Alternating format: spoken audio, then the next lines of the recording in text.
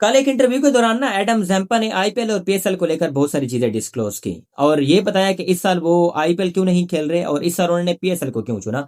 तो इसके ऊपर उन्होंने एक बहुत ही लंबा और तफसील के साथ जवाब दिया। सबसे पहले उन्होंने कहा कि यार मुझे ये लगता है कि आईपीएल के अंदर जो मेरी बॉलिंग स्किल है उस हिसाब से सैलरी कम दी जाती है। अब अगर आप आईपीएल 2025 को उठाकर देख लें तो एडम जैम्पा सनराइजर हैदराबाद की तरफ से खेले हैं, जहां पर उनको 2.5 करोड़ यानी इंडियन रुपीस के अंदर पिक किया गया था।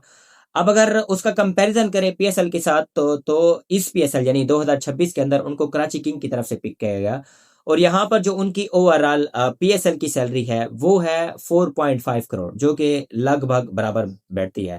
फिर उसके बाद आईपीएल और पीएसएल का जब आप कंपैरिजन करते हैं रिगार्डिंग एडम जैम्पा, तो आईपीएल चलता है 2 मंथ, जहां पर एक फॉरेन प्लेयर को 2 मंथ जो है वो इंडिया के अंदर स्पेंड करने पड़ते हैं। और फिर उसके बाद अगर आप पीएसएल की बात करें तो ये लगभग 1 मंथ के अंदर जो है वो खत्म हो जाता है। फिर इसके बाद अगर आईपीएल की बात करें तो वहां पर एक फॉरेनर प्लेयर को ऑलमोस्ट 17 to 18 मैचेस खेलने ही खेलने पड़ते हैं। और फिर उसके बाद अगर पीएसएल की बात करें तो यहाँ पर ओवरऑल एक प्लेयर को लगभग 13 से 14 मैचेस यानी 13 to 14 मैचेस खेलने पड़ते हैं। फिर इसके बाद अगर आप आईपीएल की बात करें या फिर इंडिया की बात करें तो वहां पर ट्रैवल बहुत ज्यादा बनता है। कभी चेन्नई, चेन्नई से फिर उसके बाद दिल्ली, दिल्ली से फिर मुंबई, मुंबई से फिर हैदराबाद। और यहाँ पर अगर आप 2026 पीएसएल की बात करें तो सिर्फ 2 वेन्यू सेलेक्ट किए गए हैं, एक है कराची एंड एक है लाहौर।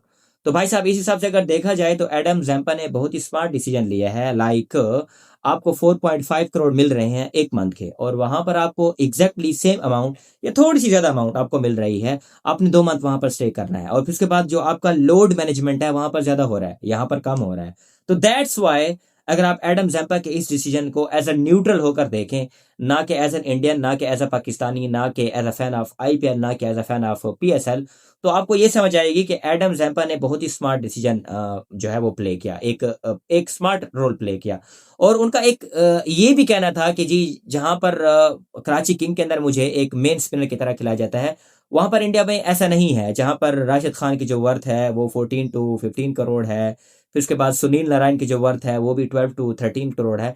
वहां पर मेरी 2.5 करोड़, तो ये एक्सेप्टेड नहीं है। जहां पर आपने पूरे पूरे 2 मंथ जो है वो एक कंट्री के अंदर स्पेंड करने हैं और अपना 100% देना है, तो वहां पर इस किस्म की सैलरी थोड़ी सी कम है। तो इसलिए जो है मैंने पीएसएल का इंतखाब किया, जहां पर मुझे सिर्फ 1 मंथ क्रिकेट खेलनी पड़ेगी और थोड़ा सा जो ट्रैवलिंग डिस्टेंस है वो भी कम है।